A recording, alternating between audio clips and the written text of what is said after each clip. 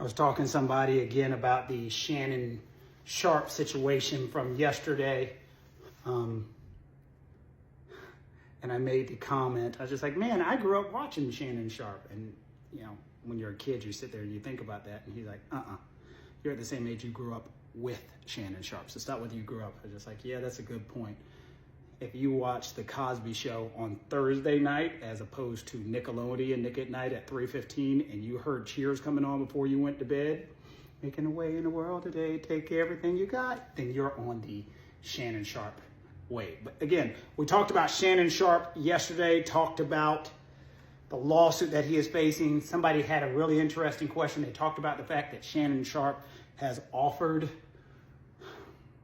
this victim during a mediation $10 million to settle the case. And a great comment came up and they said, well, good God, this $10 million, if he offered it, it's going to effectively hurt his case at trial. So there's two legal concepts you have to know about. One, something called an offer of compromise, and two, subsequent remedial measures. Offer of compromise is covered under Federal Rule of Evidence 408. What that rule basically says is that shit can't come in trial. So the $10 million that Shannon offered at a civil mediation, I don't know why his lawyer decided to tell everybody about that, can't come in at trial.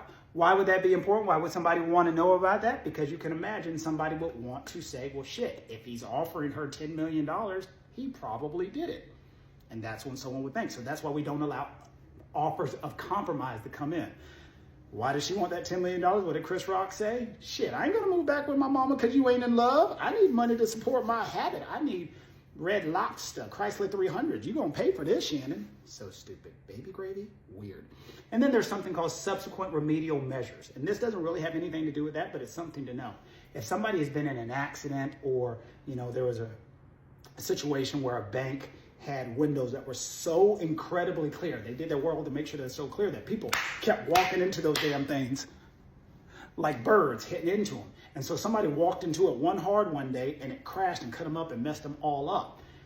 Well, the bank fixed it and made different types of tinted windows. And they wanted to bring that in at trial, the person who was hurt, and they wanted to bring it in so they could say, look, the bank is fixing this because they knew that they were wrong. Well, that's called a subsequent remedial measure.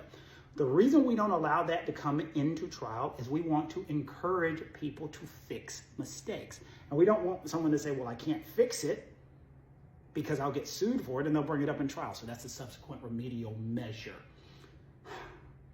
Shannon, on behalf of the 50-year-old crowd, I don't know what happened, don't know what's going on anywhere, but my only suggestion is you need to find yourself a woman who can identify the signs of a heart attack. If you know, you know.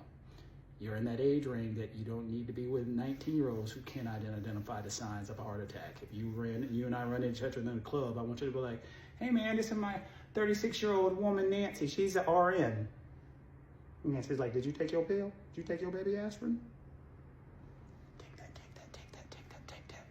Take that baby aspirin.